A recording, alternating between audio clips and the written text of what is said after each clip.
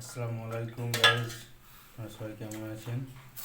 এই যে দেখুন, আজকে সয়াবিন আলুর রেসিপি হবে।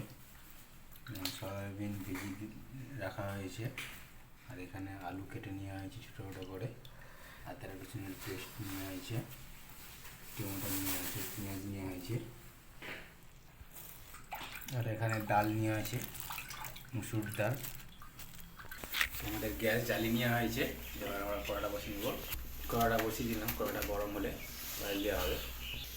কড়াটা গরম হচ্ছে, জলটা শুকাচ্ছে। আমাদের কড়া গরম হয়ে গেছে, এবার আমরা অয়েল দিয়ে নেব।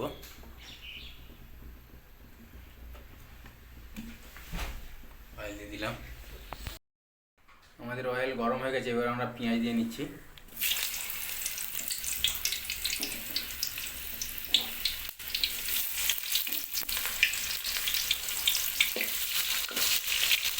পেঁয়াজটাকে একটু নেড়ে নিতে হবে, ছাড়িয়ে নিতে হবে এইগুলোকে।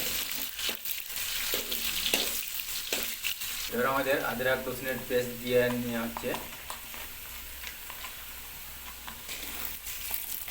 আদরক রসুনের পেস্ট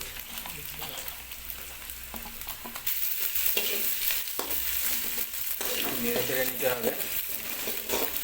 এবার আমাদের টমেটো দিয়ে নিয়ে হচ্ছে।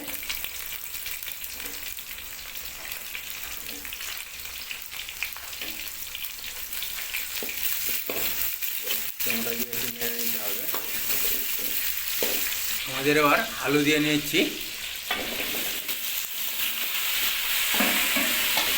আলু দিয়ে একটু নেড়ে নিতে হবে ভালোভাবে।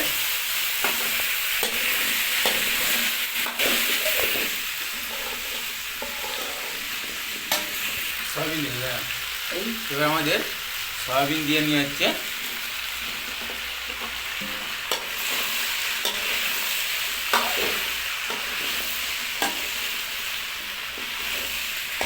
স্বাদ মতন লবণ দেওয়া হচ্ছে।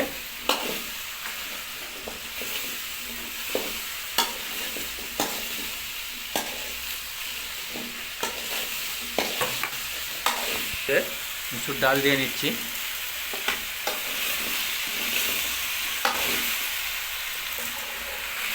আমাদের সব কষা হয়ে গেছে, এবার আমাদের মশলা দিয়ে নিয়ে যাচ্ছে।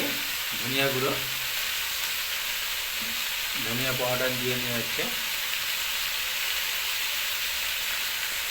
দিয়ে নিয়ে যাচ্ছে লঙ্কা গুঁড়ো,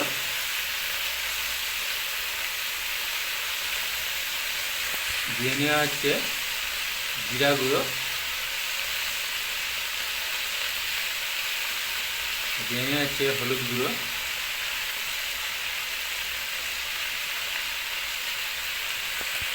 এবার সব মশলাগুলিকে মিক্স করে নিতে হবে ভালোভাবে। মিক্স করে নেড়ে নিতে হবে। হালকা জল অ্যাড হচ্ছে।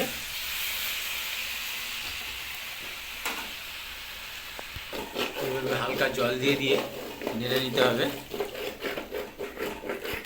এবার হালকা জল দিয়ে দিয়ে নেড়ে নিতে হবে।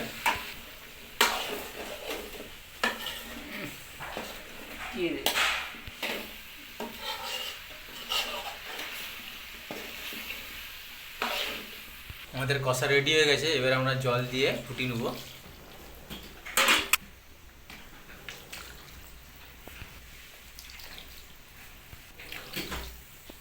জল দিয়ে একটু নেড়ে নিয়ে ফুটিয়ে নিতে হবে।